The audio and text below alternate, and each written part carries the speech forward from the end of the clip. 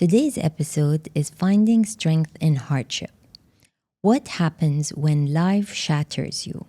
When illness, loss, or tragedy strikes you so hard it feels impossible to keep going?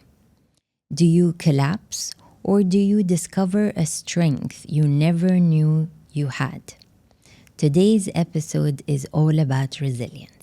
I would like to introduce our first guest, Dr. Hind Rustamani, a counseling psychologist, CEO, and founder of Aman Lil Afia Clinic in Dubai, whose work treating trauma and normalizing life struggles to find hope and passion for life again. Her story is a testament to how pain can become purpose. And our second guest joining us is Aida Murad, the Jordanian global artist whose brushstrokes captured resilience itself after a devastating diagnosis threatened to silence her voice. She painted her way back, and now her art inspires millions. Today, I'm honored to share the mic with two extraordinary women who turned their deepest struggles into light for others. I'd love to introduce to you my co-host, Dr. Hind Rustamani. Thank you, Dr. Hind, for being here. Thank you, Fatima, for inviting me for this podcast. You're most welcome. And we have the extraordinary artist, Aida Murad, who is all about color. And as you know, as a color psychologist, her entire inspiration inspires me with her expression of color. So thank you, Aida, for being here with us today. Hi, thank you for having me. So great. We are now going to dive into the theme of our episode where all of us actually share our story of resilience, finding light through difficult times, healthy ways of how we approach these difficulties, practices that we continue doing as we go through our journey. So I would love for you to share with us, where did your journey with art start? From your childhood, through your studies, and what were the things around you that inspired you to go into art and expression? Mhm. So it started really when I was very young. So from age 4, I remember looking at my grandparents' paintings. They have a collection of global pieces, and my cousins and brothers would be playing outside. Well, I would always stare at the paintings, but I somehow knew I was not allowed to be an artist. I don't know how or why. So I just kept suppressing that calling that I had towards art, because eventually I learned that art is something not to be taken seriously. Those were the societal narratives, that art wasn't the smart thing to pursue. So I became an economist. And then when I was an economist, I basically had a health trauma, which overnight, within about 48 hours, I couldn't walk or move. So I became semi paralyzed. And that lasted for about 4.5 years. And during the recovery process, not recovery actually, when I was seeking ways to recover, doctors told me, you'll never use your hands again. You have 3 months left. And I was applying for jobs and I was severely depressed. So the interviewer asked me, why should we hire you? And I said, I have no idea, because I thought there was nothing special about me. And then I remembered that God gave me a unique fingerprint. And so I was thinking, okay, I don't have a job. I don't know what's special about me. I have 3 months left to use my hands. So maybe if I just paint and keep doing this over and over with my fingerprint, I'll remember why God put me on earth. And that was my first real interaction with art, which was to find out the answer to why am I here and what makes me special. That's how it started. And then I'll tell you the story later. Amazing. And at this point in time in your career, What is the key thing that you feel was your foundation when it came to using your art um, for sending out your message to the people and sharing your story? A key foundational message would be never, it sounds cheesy, but really never giving up. It started with that, right? But then the words evolved as I evolved, as my healing evolved. So it started with never giving up because I couldn't even put the words of be hopeful, right? Being conscious, right? Giving up still has those kind of negative connotations or yeah. And then it evolved into investing in light, investing in hope. And then it evolved into being seen, heard, and loved. So now my current chapter is about really investing in fun and joy and play as part of the healing process.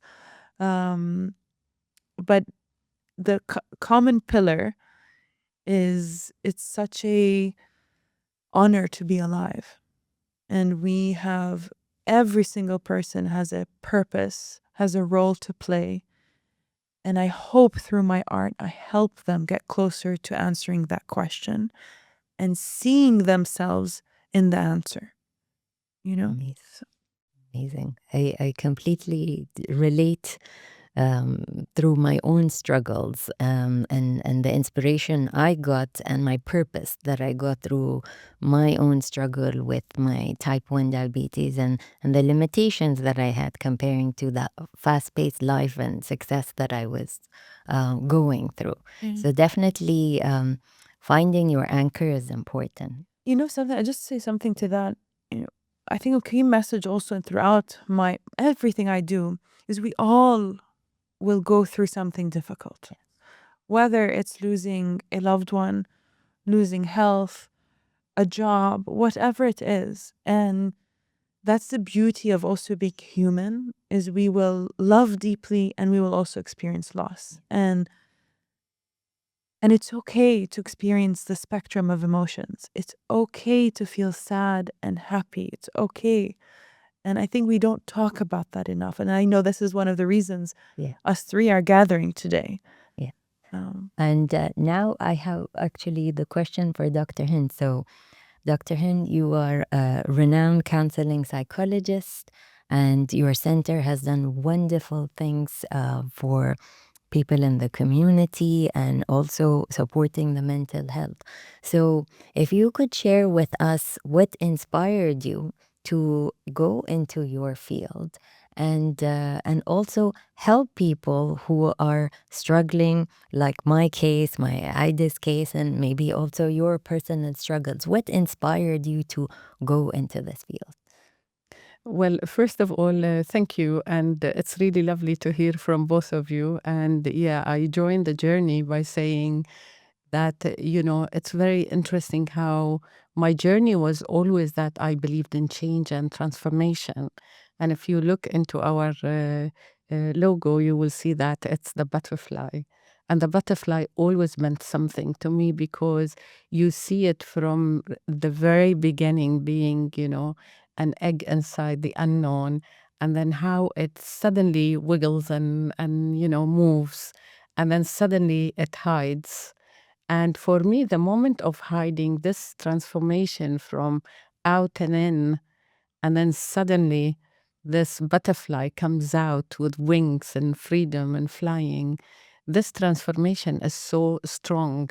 I always imagine this cocoon and what sort of pain is happening there for the freedom to come. So this really inspired me how the change, and of course, if we look at many creatures, the life cycle will be the same. And as you said, human beings have the same cycle as well. And as Saida said, in our life, we're born and there are always things in life that will come to us, the unknown, and how we stand up and strengthen and build up resilience to face the unknown. So, and I always felt people need a safe space to really look at themselves from, different angles. We are very fixated when we have an issue and we want to resolve it. And it's very important how, you know, we need a bit of a time to be with ourselves, not to do. Because always when there is a problem, we always say, what can I do? Instead of being with it and staying with it for a while. And then because we don't trust that it is safe, we're vulnerable, and we want to look for a solution. So that's why I felt change can happen when people are given that moment to be with themselves and look into the issue or the struggle or whatever it is in a safe space, trusted space, with somebody who can be like a container, 20% is our job, but the rest will be the person's part to journey and really find their way, their path. And I think. And it's very true. Dr. Hind also runs our support group for type 1 diabetes. And I love the way she makes you sort of change the narrative. So a lot of us in the group used to say, I am diabetic. And she was like, that's not only you. There is so much besides you having diabetes. So you have to change the narrative to say, I have diabetes, and it's very interesting going into our discussion. Art is a way of also changing the narrative through color, through shape. So can you tell me what was, I would say, a time which was the most difficult when you were using your way of expression through colors? Was there a pattern that you saw in terms of like repeating a specific color or repeating a specific shape, um, or even like a pattern in the form of how you were painting? Was there a point like that going on during your process? Yeah, I'll tell you actually two stories. One that is relevant to what Dr. Hind just shared. So I have a very special place for butterflies in my heart.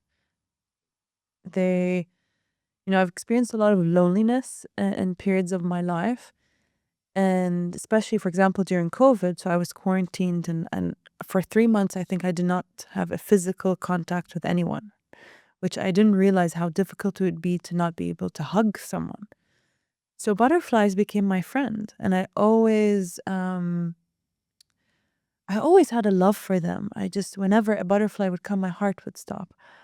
So when I learned that the butterfly became on the endangered species list, I created a collection in honor of them about how they were my friends even when I was in moments of sadness and when I was in moments of lightness, So and I made them whole circles. So the shape was a circle, round. Why? Because the way they made me feel was whole, regardless of my inner state, which is quite precious and something that with training, I learned that humans can also make me feel that way if I felt safe enough to let them be there for me. Does that make sense? Yes. Yes. So that's one, and I'll show you the pictures later on. But the pattern would be X, X, X throughout, because that's for me my butterfly.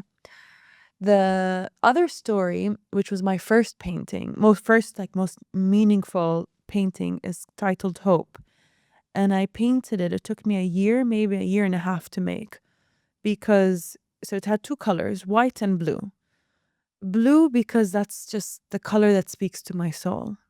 Like blues are just they're Haida, and I feel so at peace. And then white because I felt so broken at the time, and I genuinely didn't think I'll ever gain my health again.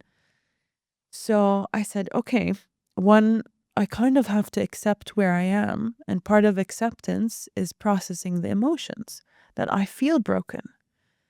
So then I got white to reprogram my brain to connect with hope. That God can bless me with a new chapter. And I don't know what this new chapter will be, but it will be white. It will be white because it's new, it's blessed. And then blue because it had my DNA in it. So it was just my fingerprint and those two colors. And I took my time. We were talking that I'm a bit impatient. So it was a beautiful meditative practice to just keep going one by one and really connecting with each fingerprint. So Wow, that is so beautiful. Can I just take you a little bit back? Because you spoke a word that is very important, and maybe we use it quite a lot in our field, the word acceptance. And I would like to grab your book, Life is a Miracle, beautifully done. And I would like to talk you, I'm going to ask you the question, but the moment. yeah. Yeah. The moment is really a beautiful painting where, when I was looking at it and I was reading the summary you've written about it, I was thinking about the aha moment. And why I put the word acceptance here, because, when I tell my clients about the word acceptance, people always think that acceptance, what do you mean? Is it fair what happened to me? What am I accepting here? Is it fair? Because people are in pain and struggling. So I would like you, if you don't mind, to share with us the moments of acceptance where, what am I really accepting? And it's very important that when we talk about the acceptance, how we're talking about our inner world. Because, we really, when things happen, the last thing we're connected with is our inner world. Yeah. And that's why when we talk about acceptance, what is going on inside us? And what am I negotiating here? What am I accepting here? Yeah. So this is the aha moment, or let's say the moment where really you broke the silence of the acceptance and you really made it. So for me, if Yeah. you don't mind Yes. sharing a bit of your personal experience here. I think the word acceptance we can talk about that word for hours. Sure. So the aha moment, I had many different aha moments. I think the first one was when I couldn't move anything in my body except this finger. Remember, this is my friend. And I just remember I went from one extreme to the next, but you never really go, it's never that simple. It's kind of like an iceberg. You keep chipping on it, and then somehow there's that aha moment. So I just remember I was so miserable and I had no desire to really be alive. And then it just clicked through. For me, faith plays a big role. And I just knew God wouldn't put me through this unless it was for something much bigger than what I'm seeing right now or comprehending. And then I just realized I had a choice. I either could feel like the healthiest person on earth because I could move this finger, or I could focus on everything else and feel like I'm miserable and so unhealthy. And it was simply that mind shift. And I just embodied being the healthiest person on earth. I had so much fun just moving this finger. And then slowly, because my inner being was alive, was happier, was really investing in what was working out, slowly solutions started coming to me. And really, that's when I first met someone who told me, Haida, you are depressed. Because I didn't know there was such a thing called depression. Because I grew up in Jordan, and we were not taught these words that we have emotions and we have, life happens and you may get low. I thought there was something genuinely wrong with me. Yeah, and that's sorry, but where we Yeah. talk about the inner world. Exactly. Yeah. What's Exactly. going on? What am I experiencing? Yeah. Exactly. So then so kind of going to exactly that point, I tended to my inner world by choosing to just honestly be happy. I didn't need conditions in the outside world to make me happy. And again, to be, not to do. Exactly. So that painting, the moment I made it for Georgetown University Cancer Center. So, I've after spending so much time in places of healing like hospitals, I realized that it was a bit depressing being there because there's nothing beautiful to look at. And part of healing is having beautiful things around you. I think beauty is important, um, visually, right? So I would always turn to my music. But long story short, when I was making this collection for the cancer center, I thought about part of honoring the healing process is honoring the scars, right? So the painting has a lot of texture because I wanted to honor the hardship. But the reason it's called the moment, because at the end of the day, we got to choose what is the color palette for this moment. Is it going to be dark and grim and gray? Is it going to be pastel colors? Is it going to be sky colors? You get to choose no matter what is around you. And that's what you're, Dr. Hind, exactly talking about is our inner world. We get to choose those colors. And eventually, the outer world mirrors those colors. I truly believe that. Because that's the true you. Yeah. And just two words here, because we always focus on what we can't do and we don't look at what we can do. And as you said, I'm loving it when you said, I just focus on my finger that moves. And slowly, slowly, it unfolded a lot of things you could do. Yeah. It's funny. I'm doing this experiment. Inshallah, it'll grow at some point where if I asked someone, what if it doesn't work out? And we timed it for 30 seconds and give me the scenarios of how it doesn't work out. I found people just give you, my God, so many scenarios. If I asked you, what if it does work out? Give me the scenarios. The resistance, the hesitation. So I'm dreaming of a world where we can actually answer that question of what if it does work out? And then maybe even answer the question of what if it works out even better than you imagined? And that's all a muscle. It's what are we training? Okay, very true. And going back to the colors that you use as an expression. So what I saw from the painting that it was very soft colors. It also showed a lot of emotional fragility. I could see that through the colors. And part of the color psychology and the color personalities, this is very much what we call a dreamlight personality, which has a lot of pastels. It brings out the feminine, nurturing side. But at the same time, this personality has a very quiet resilience. They're very strong personality, but the way they express themselves are with these soft colors, with poise, with focus, which is very much related to the story of what inspired you and worked with to do with these colors. And interestingly, a personal story when it came to knowing when you are in depression.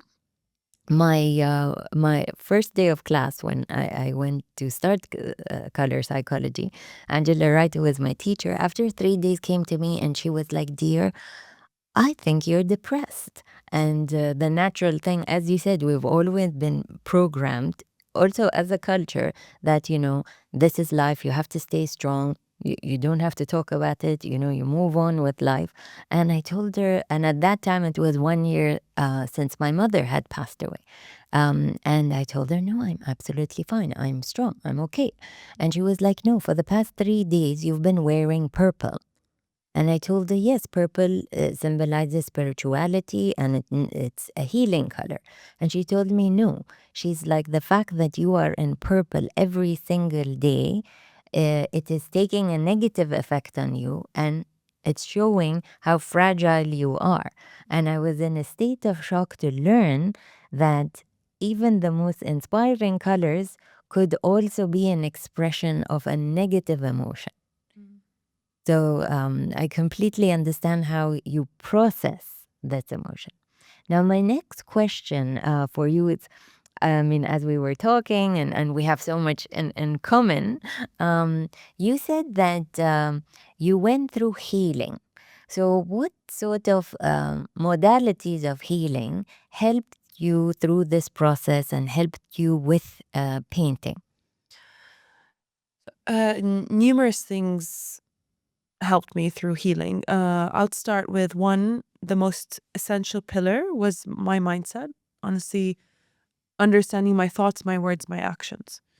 And each person needs to find their own formula. So, meaning some people, talk therapy will be the most efficient, productive, healing thing they can do. For some people, it will be meditation. Some people will be deep nature retreats. For me, I started with the talk therapy came much later actually because I had such stigma around it. I thought, if I'm going to go do talk therapy, there must be something really wrong with me. Um, but then later on, I learned that actually it is one of the most powerful tools because we all need to shower every day. We need to brush our teeth. Talk therapy is part of cleaning your energy, your mind. Anyway, for me, so the things that helped me was acupuncture.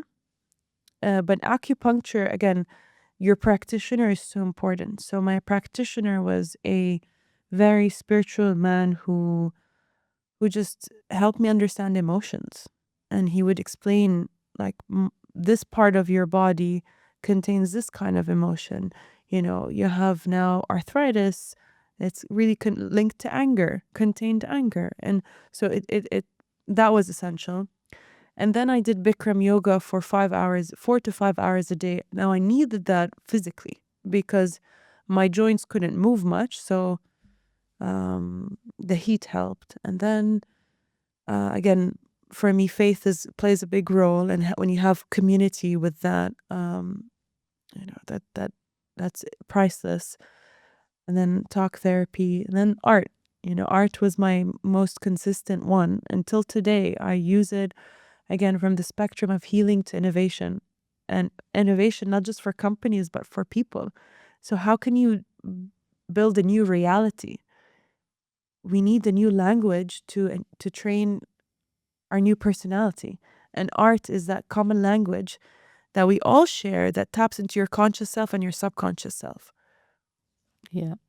Can I just just say, you said very interesting thing, because trying all these things are very important. That we say always for our clients, you've tried your best, you've done everything you can.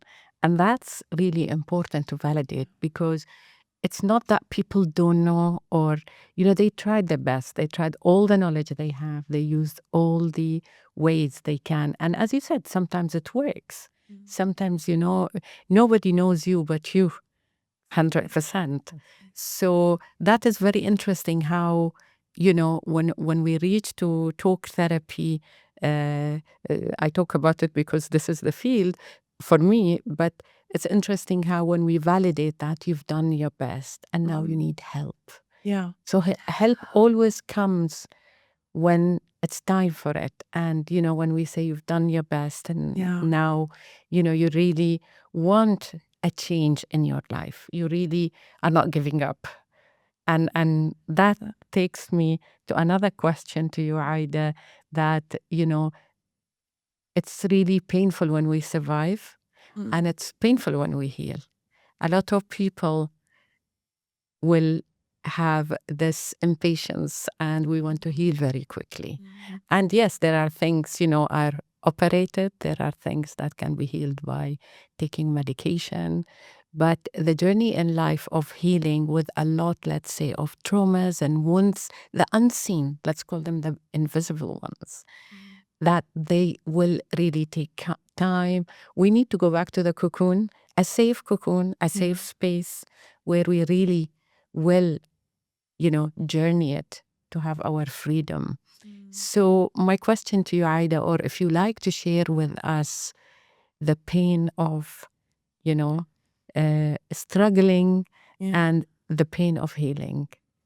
To You know, elaborate on yeah, that a little bit? I really, Dr. Hind, that question is so profound because so few people notice those very important differences.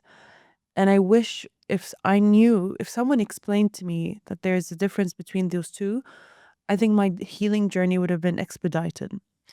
So something very unexpected for me when I was going through my healing journey was the pain of healing, which was basically there are perks to being in suffering. So, for example, when I couldn't walk easily, I had help a lot. Like again, that's a privilege, but I could have excuses not to try my hardest in working.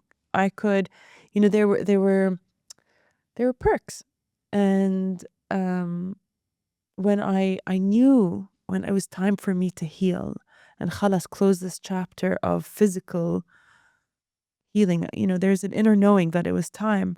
I was so scared to experience the healing because one, my identity became I'm a victim. Who am I going to be if I am healed Aida? Oh my goodness, now she has to perform.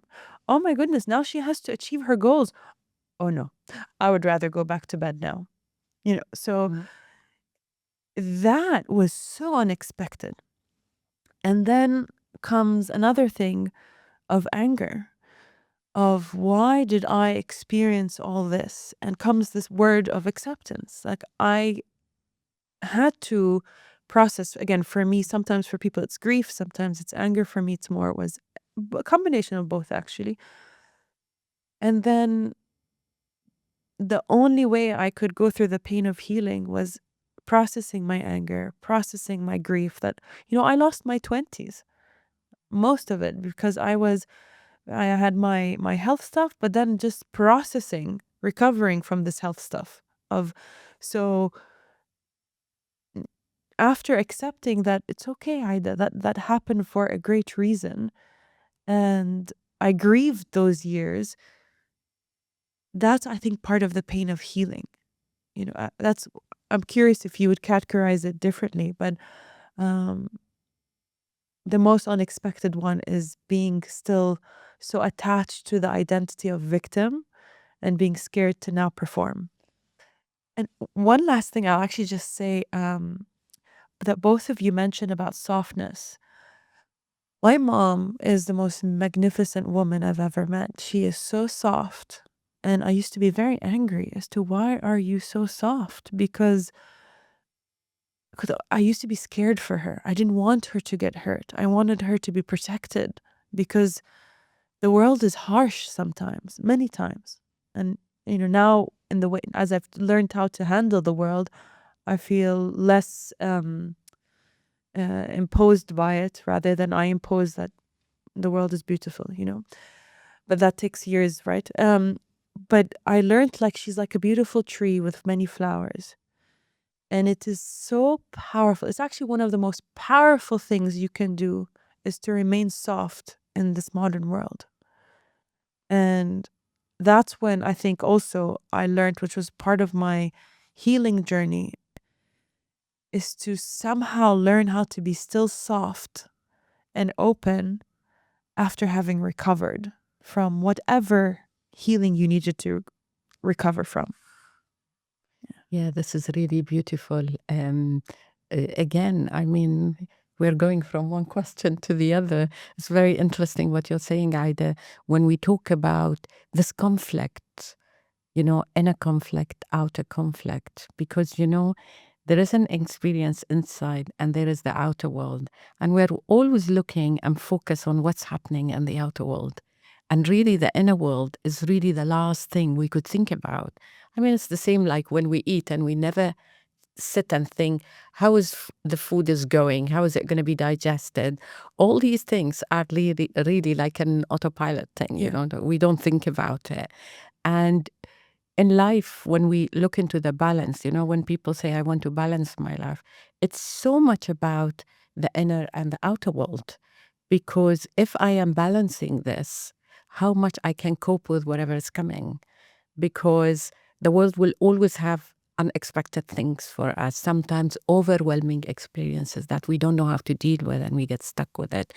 At the same time, this is non-stop process. And at the same time, unconsciously, we are also in a non-stop process of repressing Yeah. and leaving it. And, inside is not important. I need to do, I need to do, I need to do. And we don't find the space and a time to find our inner peace. And that's why the journey is always has that pain and acceptance and struggle and commitment. Commitment that, no, I am going through that door. I am balancing between what's happening in the outer world and what's happening in my inner world. Let me check in. What's going on with me at the moment when I am facing the world? So that moment when we give ourselves some time and space to reflect on what is going on inside me in that moment when this and this happen. And as you said, when you stopped and you looked at your finger, I keep repeating back, referring back to your finger, that when you looked at your finger and it started moving and you really journeyed through it and you connected with your body. Yeah. So when we reconnect with the body and with our inner self, how much we can look, what is it we need? What are our needs inside that we need to meet for us to meet the world and look into the outer world?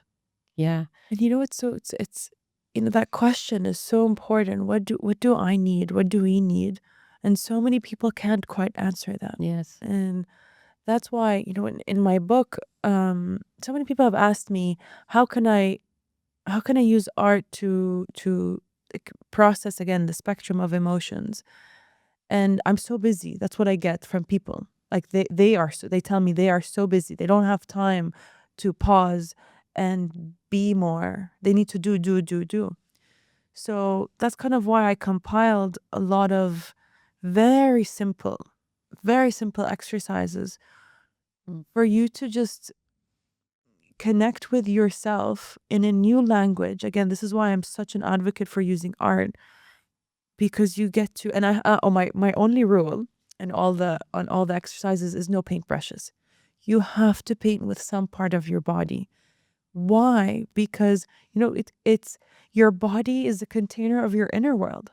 And that's why I do believe that the connection between the mind, body, and spirit, if you're not taking care of your inner world, eventually your body, which is the first connection with the outer world, will start to reflect that.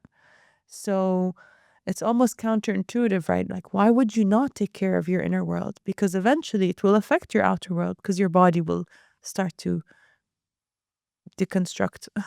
And you are going with your five senses. When we are born, we're not born with a perception, with a language, with nothing.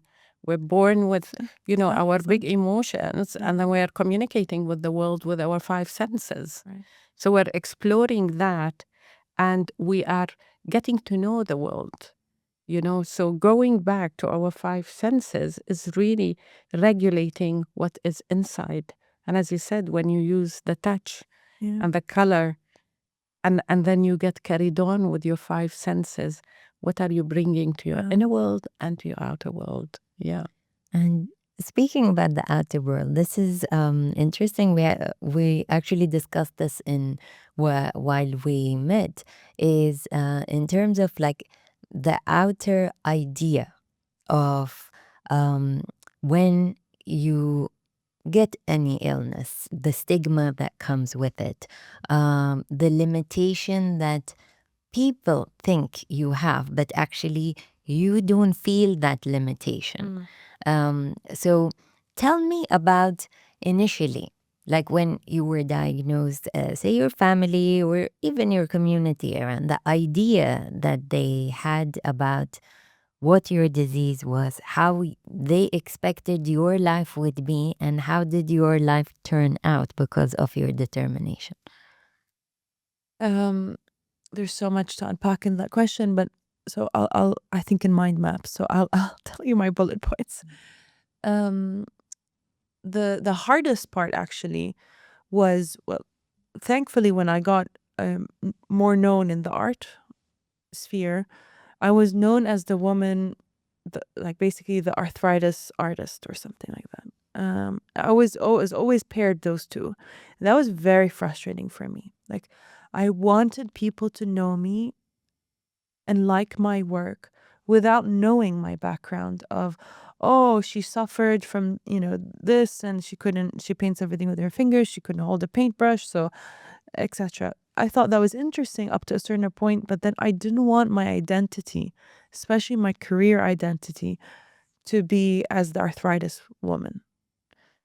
So I over time, one, I learned how to be patient with myself and know and not to I started training myself, not to talk about, actually, because I used to always present and, oh, this was my story. So I just started pivoting and starting more with my art. And it wasn't because I was hiding anything. It just wasn't the whole Aida. Like, it was just like kind of going to the start of what you're saying, and Dr. Hind is saying, you're not, what do you say? I'm not diabetic. I have. I have. Yeah. Exactly. So it was just a part of my story. So that training helped me realize, oh, I actually gave it much more portion of the pie than I wanted. So I just reduced the portion. And amazingly, again, the inner and outer world, people started coming up to me and being like, are you Aida Murad, the artist? I'm like, yeah. They're like, I love your art. And turns out they didn't even know that I had my whole story, which was for me a win. But it only happened after I made peace with, some people are going to know me because of the arthritis story. Some people are just going to know me because of art. And great. That was. And that's the painful journey. Yes. That's again your determination and really looking into the identity. Who am I? And how I look at myself. And then if I present that, then how will the world look at me? And at the end of the day, Henny, so this is why I love art so much, and I recommend every person to try to explore art. Why? Because to be a true artist, you have to keep tuning into what feels good in this present moment. And for me, I cannot keep repeating the same thing. Like, I have to keep reinventing. So, which is scary, but also so freeing. And you cannot live for others. Like, good art is not made to please others. Good art is just being so authentically you. And then the right person will connect with it. That's what makes powerful art. And you feel it, So I just, again, recommend everyone to try to explore some. And when I say art, it doesn't have to be painting. It could be music. It could be dance. And then the last thing, especially when it comes to visual art, when I encourage people to paint, I encourage them, because, we're so used to the mind and judging ourselves, judging what we're creating. So whenever I start to feel that, like we've gone from painting here to now painting with here, I'm like, okay, close your eyes and start painting with your senses, your other senses. And my God, the freedom I feel within them, that they feel, almost 100%, I would say 99.9%, love their art, their creation much more when they created in that state than when they were looking at it. Yeah, beautifully said. Very true. And I am an advocate for using all your senses, because all my work has to do with wavelength of energy, which you get from colors, from sound. And it was interesting, this acceptance. You know how they say you teach people how to love you.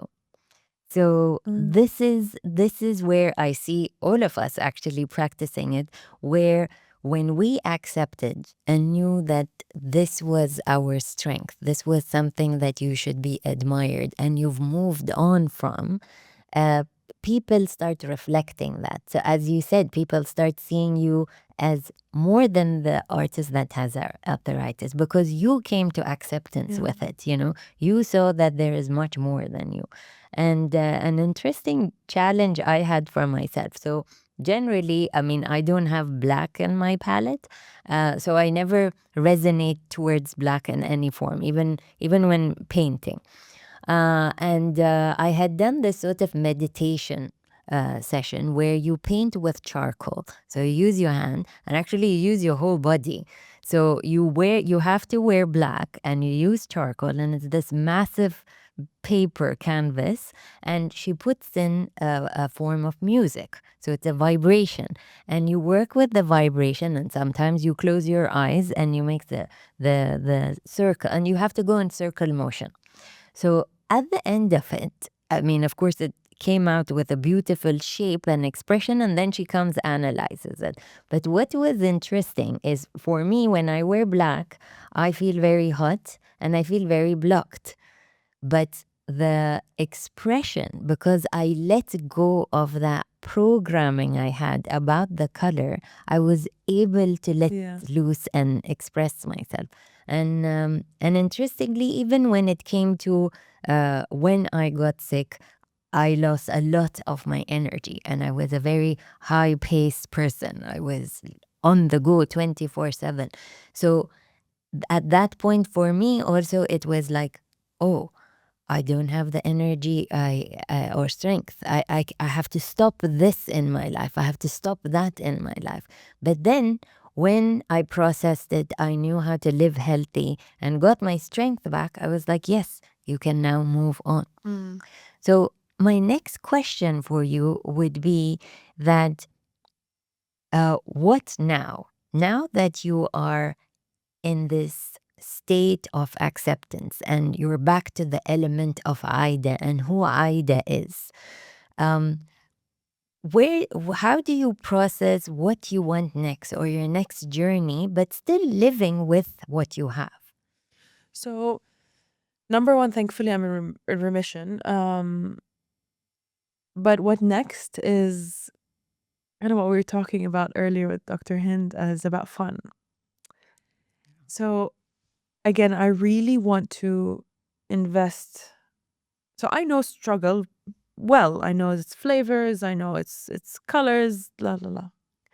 I would love to get to know joy and pleasure and bliss, and that's what's next. Is I want, from my own personal journey, but then most importantly, or I don't know if most importantly, but kind of they correlate, is showing others the not just role modeling it, that it's okay, it's actually safe for you to live a thriving life.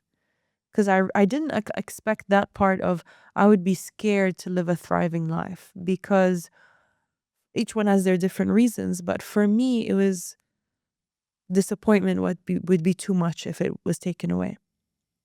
So I chose not to love like a significant other. I chose not to, etc., etc. So then I was like, you know what, Aida, live with detachment, meaning everything will go away eventually. So accept that you have this present moment. So you either will have a delicious present moment or a nasty present moment. And I really want a delicious one.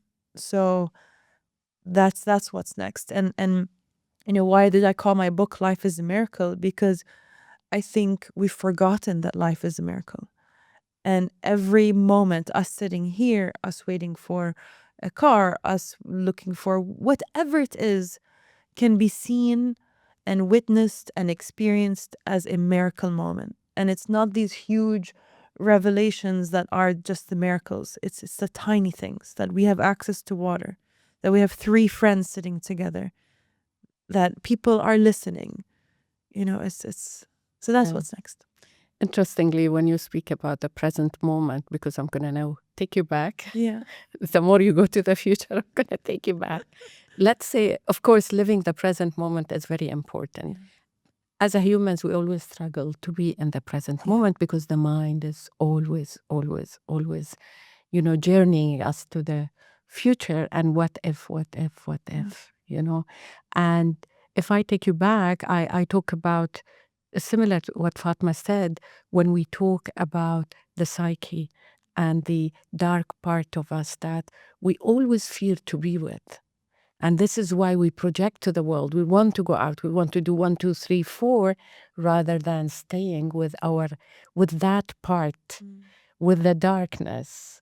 And just think about it simply. If the, electricity power cuts, what happens to us? We are in such a state of a shock. And although we know where is the table, we know we are safe. Yeah. We know we are in a trusted place. But that doesn't mean we don't get anxious about it. And we immediately think how now everything is not going to work out. And that's the unknown, because we lose control. And we lose saying that it's okay. I know where I am. And I know it will come back. The electricity will come back. I have to wait. And while I'm waiting, what can I do? So when we don't welcome those moments, I could see you doing with your hands, I want that joy. And it's true. And if you look in your journey, if you allow me to talk about your journey, that how much of struggle, of a pain, of tears, of moments where you felt down, and then how, now you really appreciate that I want to be also here. Yeah. So, balancing the two is so important. And the most important thing that I'm eager to talk about your, let's say, the painting that is called Fun. And in your message, you said, take fun seriously. So this is so beautifully said, that like this seriousness is so constricting. And when we say take it fun, it doesn't mean I don't hold myself accountable or I'm not responsible. But what is it in me that I need to ease up? What is it there that, I can do things with a smile, or, maybe your experience, if you don't mind sharing, would help in adding a bit to this? I think you said you know, you actually partially answered the question, and so beautifully. Our anxious state is a combination of an addiction, I think, and I don't use that word lightly, because I think partially we were, at some point of time, we had to hunt for our food. We had to, be alert all the time, right?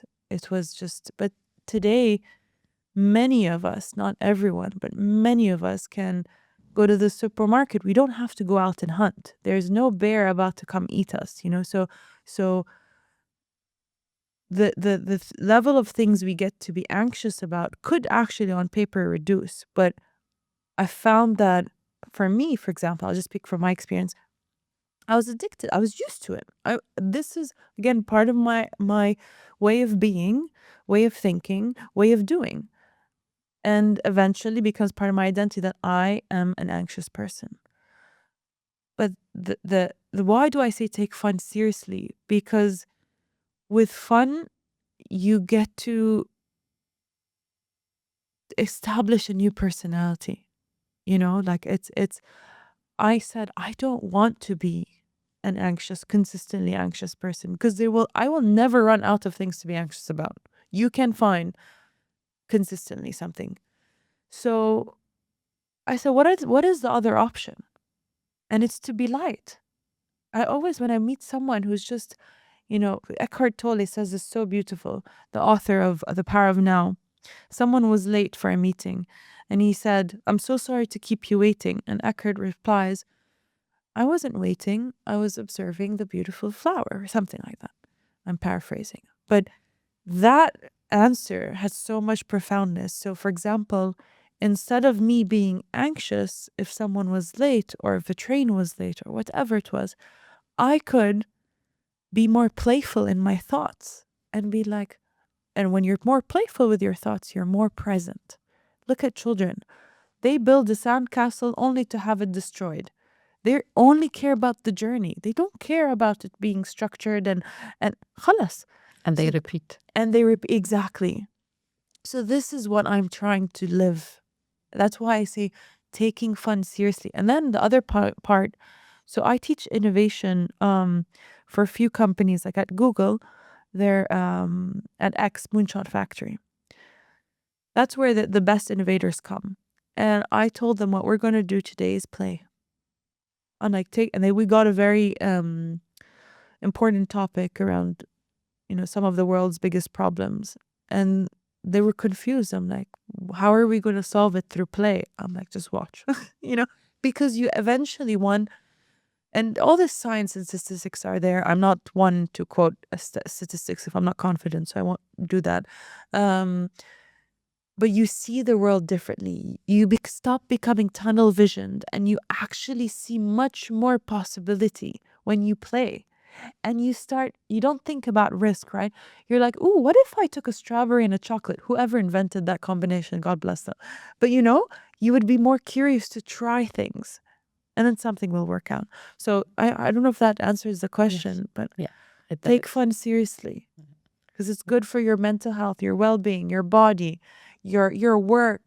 You will come fresher to your relationships, your office, Yeah. all of it.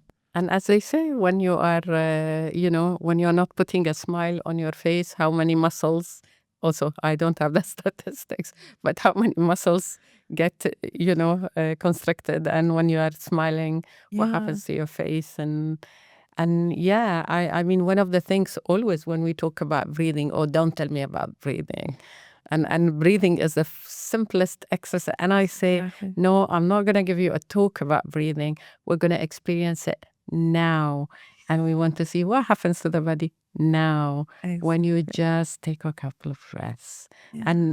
And it's very important that we also look at, I don't want to sound like, the world is dark and people are not living their lives and enjoying. But at the same time, there are moments that can put us really, really down.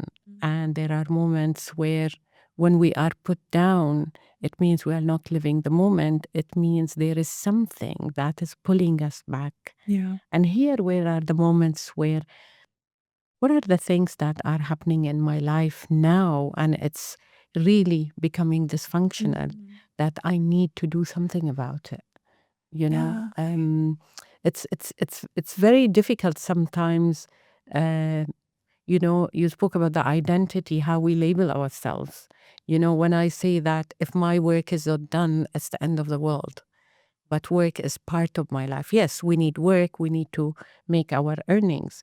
But at the same time, there are other things in life that can we look for a second to see what we have, what we can, more than what we can't, what we don't have, just to be and to welcome that pain and say, I am feeling it, I am experiencing it.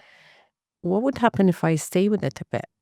Right. Where is it coming from? What is it doing to me? More than jumping and running into zillions of solutions that doesn't work, it don't work. Yeah. I have two thoughts on that. I'll share them very briefly. One is, again, I find nature as such a profound example of how humans can live. So I think of trees. Trees aren't always in blossom, right? The flowers aren't always there. Sometimes there's a season where the tree has nothing on it. It is bare. And as humans, I've invested in coaches because I find one of the flaws of being human is our forgetfulness. We learn something and then eventually we'll forget it.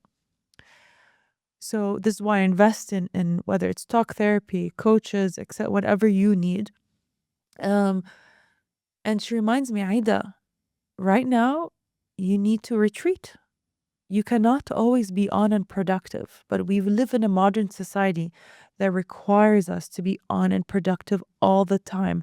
And if you're not also smiling and like something is off.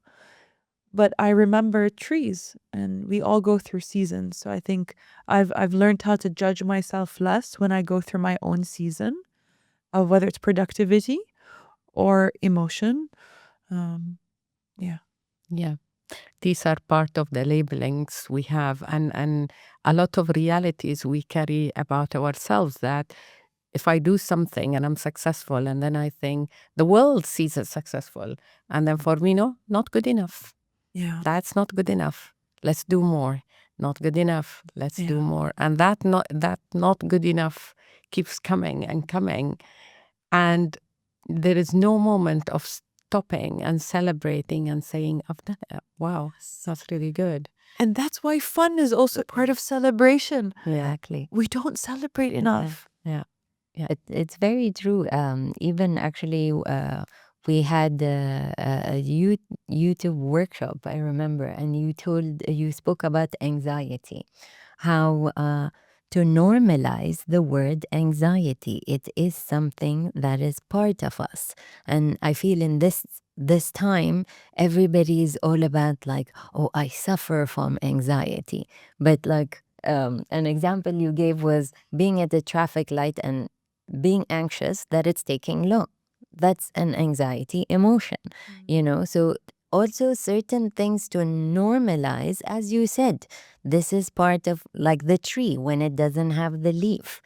It's a stage in accepting certain things and normalizing things. I feel that is the first step in healing, is normalizing a lot of things that we have like sort of fixated on. But my question to you is, when did you allow yourself to feel joy? What was the moment where you allowed yourself to feel joy? Another aha moment. Yeah. Honestly, I would go to the same one. That's the most potent one. That's when I think the journey really, when you're at crossroads, where you have every excuse, right, to choose suffering and opposite of joy, whatever that technically would be. And again, it goes to that moment of the finger. Like that was the aha moment that started the investment in joy. Now that's been over 15 years, if not more. I actually don't remember the exact number of years, and every day I have a choice. Do I invest in joy? Do I not? Like going to the airport. I used to be very anxious. Okay, I still go 3 hours before, but I decided, like, I had to have fun. Like at some point you wanted to, a dream would have been to go on a plane at some point. Maybe that was at 3 years old, at 10 years old, 20. Everyone has, and this is what I'm noticing. I think we have an issue is so many of the things, whether big or small, are happening for us, things we've asked for, and we haven't trained the muscle to be present to receive it. It's the same. It's fascinating when we go on vacation. If we go for a week, we say we need 5 days to get into the mindset of I'm on vacation, because we're always so high strung and stressed because of work. And then the vacation's over. But the art of living is, how can we build that muscle in the day to day? For me, my focus now is joy, and it's actually very simple things.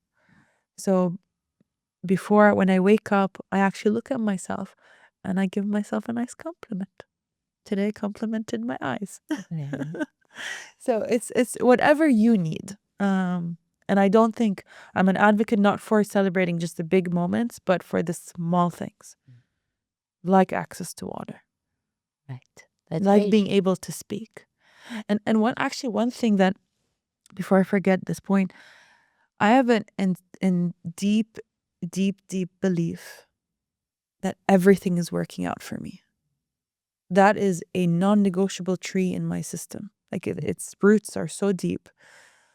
And that took training to believe that. But I think I credit that non-negotiable belief to a lot increased peace in my being. Because when something doesn't go the way I want it to go, I just go like, but everything's working out for me. So if this is not going to work out, then great, because it's making space for what will, you know? And my coach says this or something better. So whenever I have a desire, مثلا, this person wants to marry this person, or this person wants that job, whatever it is, I go for it, for my goal, but then I always say this or something better. And I think that gives me a lot of peace to experience joy. And it's very interesting. We keep going back to the present moment. Yeah. I know some people might say, so what? I forget about my problems and I said, do what? Just play or watch a movie or do what? you know. And when we talk about the present moment, as you gave the example that we talked about, that, okay, if I am anxious because there is traffic, I can't do anything about the traffic. I can't jump my car. I can't reach where I want in this moment. So when I say I'm going to live the moment, what is it that I can do while I'm stuck? So I'm holding the stuckness and I'm holding what can I do. So when I am in the deepest point of my sadness, what is it I can do to leverage it? But the problem doesn't mean, you see, because for us, when we say, I want to solve this problem, I want now, I can't. And this is all the game of the mind. Yeah. Because really and truly, I can't. Right. This moment, I cannot reach Yeah. to my meeting because I'm late. That's a simple example. Yeah. So I rest my mind and I say, it's okay because I cannot. But you know what? While we're waiting, what can we do? So I'm holding both. Yeah. You know, we are really embracing the pain, embracing the feeling. Yes, I am sad. At the same time, what can I do now? And how can I engulf and take the sadness and do something that I can do at the moment? So we're holding everything. That's a balance we talk about, you know.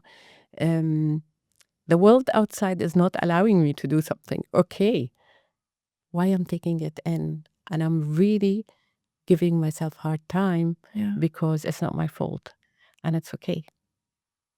Yeah. I think living with that duality, so I've given art workshops to about 10,000 people.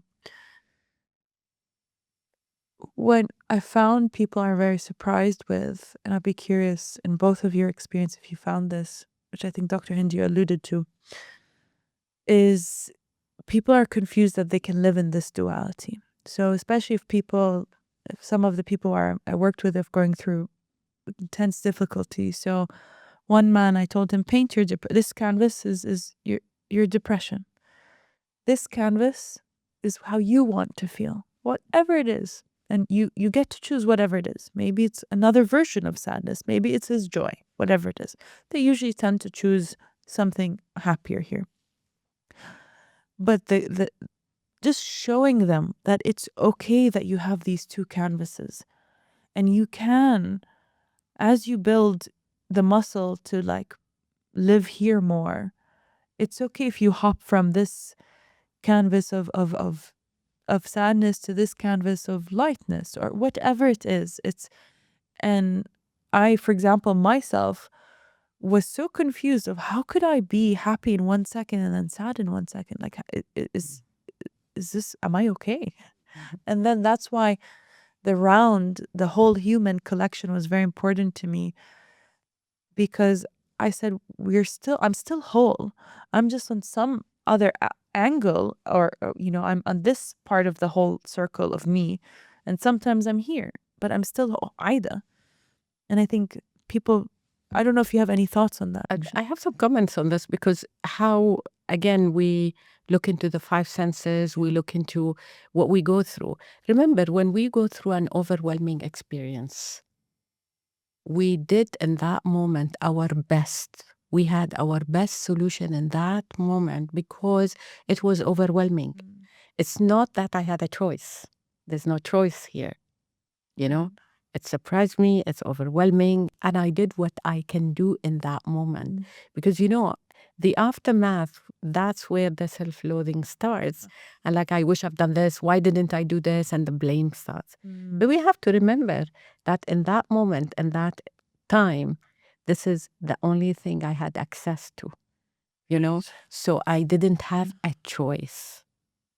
And when we talk about, when you say, I use my senses, I bring my will, I draw what's inside me, because my hand is taking the signals from my mind and brain and putting it on papers. So when I look at it, this is the depressive part, and then do what you want to be. Then when I look at it and I think, oh, wow, this is me, this is how I look like. And that's my psyche, that's the dark part of me. And then I look at it and I think, okay, Am I going to give myself a permission to have a choice here? Will I take that choice? Do I want to stay here or do I want to make a change in my life? Because you see, our senses are important to use to be in the present moment and see what's happening with me now. And then the choice comes. Am I going to take that choice? Am I going to try to be there, and how I'm going to do it? Yeah. But if we don't see it, this is why, like, depict things, like using the art, using whatever with my five senses, that brings me back to who am I, and I see it, and I, okay, I'm stuck. While you are stuck, what you can do, and if I have a choice, what would I do? So here, where the choices are very important, because when we are through overwhelming stories, when we are, really, I'm stuck. For example, that my boss fired me today. Okay, I can't do anything about it, but that is overwhelming. That is not my choice. I didn't decide to leave my job. I was forced to leave my job. Yeah. So these overwhelming stories where the story starts when we shut down and we don't access our logic, and then we just stay with the blame. I could have done better. Why I did this, and then that really limits us. That's where the acceptance, what am I accepting here? I'm accepting that it's not my fault. It was an overwhelming story. And, and I did my best that moment. That's the calming time and the trusting that, okay, if this is a situation, what are my choices now? Yeah. And I liked what you said earlier, that if you just let go, and what if it all works out? Exactly. And as doctors, I think it's this internal fear we always have. So when you let go of it, there was one actually, it was a workshop, and Alicia Keys came and spoke about her life story in music, which was wonderful. And she said that she was afraid of, initially in her career, to like go ahead and show her music. And her friend told her, think of life as a mountain, and as you jump, trust that there will be a net to save you. So, and she took that as her motto in life. She was like, that stopped me from having these limitations, about, oh, I can't sing well, or I can't do this, or I don't have the finances for this. And I took it that way. She's like, whenever I wanted to do something, I would say, what if it all works out? And I will be safe. The net will show up for me, So it's very much about, like, as we speak, it's all about the different stages and your mindset, and removing these like programmings we have, or our own limitations. So what I liked about what you said about your workshop is that you showed those two sides to your student. You showed them where their limitations were without color, and you showed them where there was limitation with color. So I would like you to actually explain to us these workshops that you do. Yeah, so actually, I would say I just hold space. I just hold space, and I make them feel safe for them to show themselves, actually. Uh, I don't even call them my students, because again, I hold space. And I think that's my gift, is that I just can, whatever age it just seems to be, whatever background, there's something when they enter my space, they feel safe. And when you feel safe, you can tap into things that you don't usually do when you're out in the modern world. So no workshop is the same as the other, because no person is the same. And even if the same person came, it won't be the same, because they're different from when they came last time. So my job is to be so present. And when I'm present, I can be intuitive, meaning I can feel the energy of what does this person need. because they sometimes won't even know what they need. And it's my job to hold space. That's it. And sometimes we're going to talk. Sometimes you're going to go straight into painting. And sometimes you're going to write. Sometimes you're going to go half an hour in the shower and I will wait because, there's symbolism with water. Each one is so different. Great. Can I just add one thing about the limitation? Yeah. Because this is very important. When we ask people to change, okay, it's very important here to realize that when we say limitation, it means whatever habit we had, whatever pattern we had, it was working at a point in our life. If I feared something before and today I come and say I want to get rid of my fear or I want to manage it or limit it, it means fear was doing something to me, was protecting me. So it is a protector somewhere, somehow. In psychology, Schwartz talk about the internal family system, an approach that he, and a theory that he created, that it's really important to think that that part of me that was protecting me, fear was protecting me from doing one, two, three. So it worked out in my life. Yeah. That protector helped me to do one, two, three. If I say I'm not good enough, it's a sub-personality in me that I'm not good enough made me study well, succeed, achieve, Yeah. but today I'm stuck with it. I need it to retire. Today it's limiting me. Yeah. Today it's not realizing I am adult and I want to take the lead in my life and it needs to retire. So this is very important. We talk about it that, in the past, these habits helped me in something. And I don't want to go into the deep part because it will take another podcast. But we talk really about how those limitations today did something good for me in the past. When I limited myself from doing one, two, three, I was protecting something in me was protecting me. But today, it's not doing well with me. And it's really limiting me from living my life.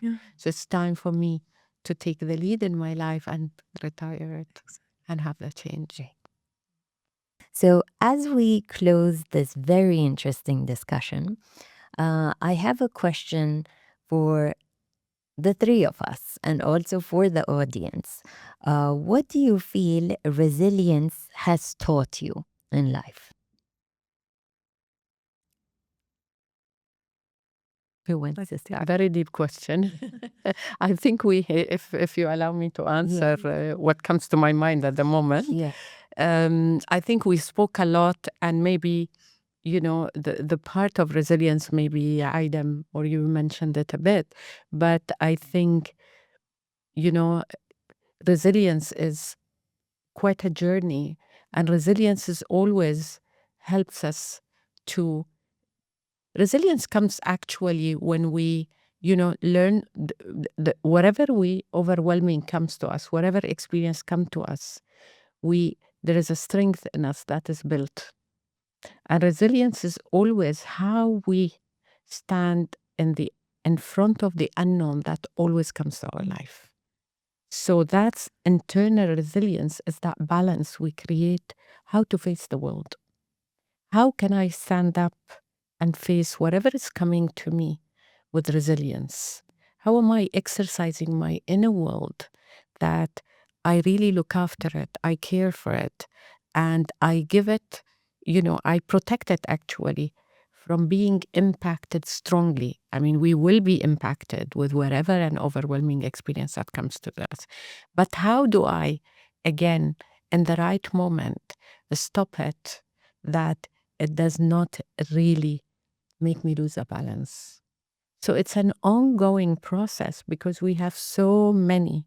If I go with the internal family system and say sub-personalities to deal with, how can I always look into these sub-personalities? And every time I'm reflecting on it and I'm making it stronger and stronger. How can I manage my anger that, when an experience comes, I'm reflecting on it and everything, and then how can I manage it that the next time, I am facing any unknown, any threat coming with more tolerance, with more acceptance. So it's very important here balancing my inner world with the outer world. Yeah. I mean, there is a lot to say, but then I know that I'll go home and say, I'm not good enough. I didn't answer well, but this is what I have at the moment. I would copy and paste that. Yeah. Just say, I think, right, you gain experience from resilience.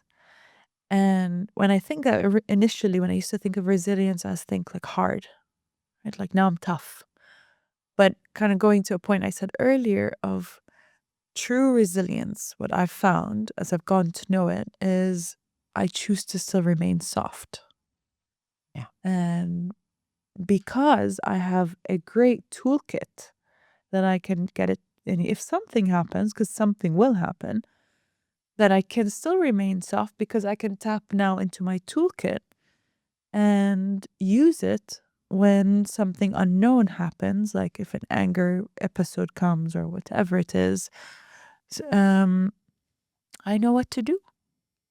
And that's great. It just makes life softer and I'm more prepared, more equipped. For me, honestly, I feel resilience has taught me to, has brought out my true self, to be authentic to myself. And at the same time, I feel resilience also taught me to accept life in the different stages and remove this ideal sort of map that I had for my life. But we all have that at this age you want to achieve this, at this age you want. And the resilience gave me authenticity. This is what I have learned from my resilience, authenticity. Love it. Yes. Such a To be your beautiful- true self. Yes, yeah, very much. Well, thank you so much, Dr. Hind and Aida, for this amazing discussion. And I look forward to us working more and more together to explore all the levels of art, emotion, and expression. Thank you. Good job. Thank you. And that's a wrap on today's Chromatic Connection. A huge thank you to our guests for sharing their brilliant palette of insights with us. If this conversation sparks something in you, hit subscribe, leave a comment, or share it with someone who'd love to add more color to their perspective. Until next time, remember, life's too vivid to stay monochromatic.